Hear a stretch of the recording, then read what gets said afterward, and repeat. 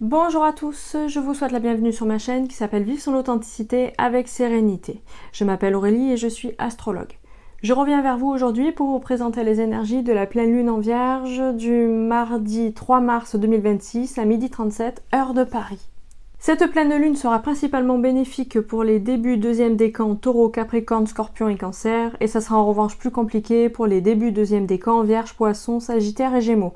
Mais rassurez-vous, les effets de la pleine lune, c'est jamais très long, on parle d'1 ou 2 jours avant et 1 et 2 jours après au niveau des effets. Donc la pleine lune, c'est quoi? C'est la période du mois où les énergies yin et yang se retrouvent opposées, en tension, c'est-à-dire que les énergies yin, donc c'est les aspirations et la vie intérieure de chacun, vont se retrouver en opposition avec les événements extérieurs de chacun. Alors rassurez-vous, ce n'est pas pour tout le monde, c'est pour certaines personnes. Il va y avoir peut-être cette sensation-là, mais comme je le dis, ce ne sera pas pour tout le monde. Donc maintenant, je vais commencer par vous présenter les énergies de cette pleine lune. Donc déjà, la lune va se retrouver le jour de la pleine lune en Vierge. Donc, qu'est-ce que cela veut dire? Cela veut dire que pour certaines personnes, les idées, il va y avoir une envie de faire du ménage dans son intérieur, du tri, ou dans son intériorité. Alors, soit ça va être du tri et du ménage, et le grand ménage de printemps qui va arriver avant le printemps, du coup, chez soi, dans son intériorité, dans son foyer, ou soit ça va être une période d'introspection dans son intériorité, c'est-à-dire avec nous-mêmes. Il peut y avoir une idée aussi de jeter ce qui n'est plus utile, là ça va être dans le domaine donc du foyer, et de gagner de la place et gagner en praticité également.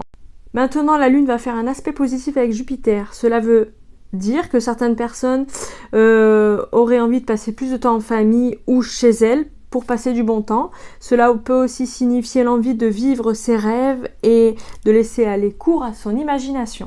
Ensuite, la Lune va se retrouver opposée à Mercure, donc ça sera un aspect de tension. Donc certaines personnes pourraient se retrouver au contraire avec un mental et des émotions assez exacerbées, mal contrôlées et un système nerveux en surchauffe. Donc attention, aménagez votre santé.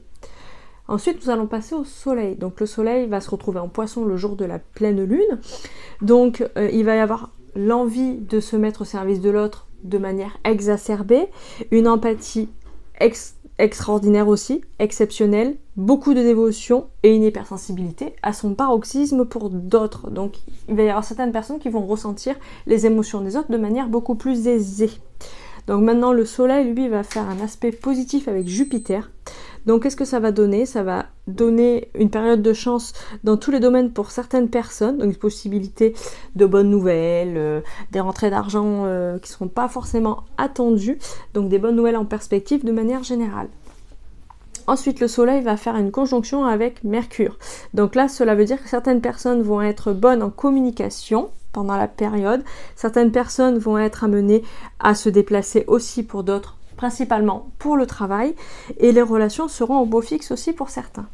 Attention néanmoins, Mercure va se retrouver rétrograde pendant la période, et tout cela va se passer en Poisson, donc c'est une période d'introspection sur la religion et la spiritualité, donc, et l'humanité, donc ça va être vraiment avec ces toiles de fond là, hein, l'introspection dont je vous parle.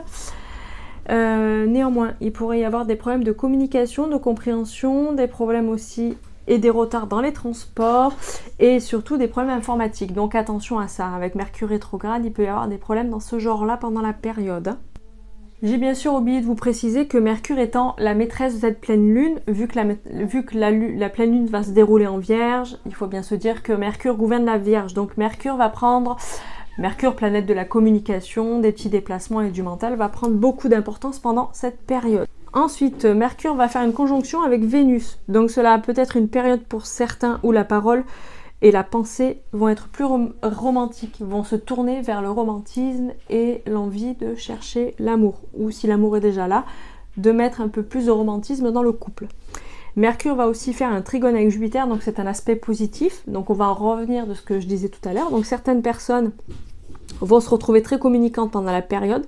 La prise de parole sera favorisée pour certains et des déplacements seront agréables pour d'autres.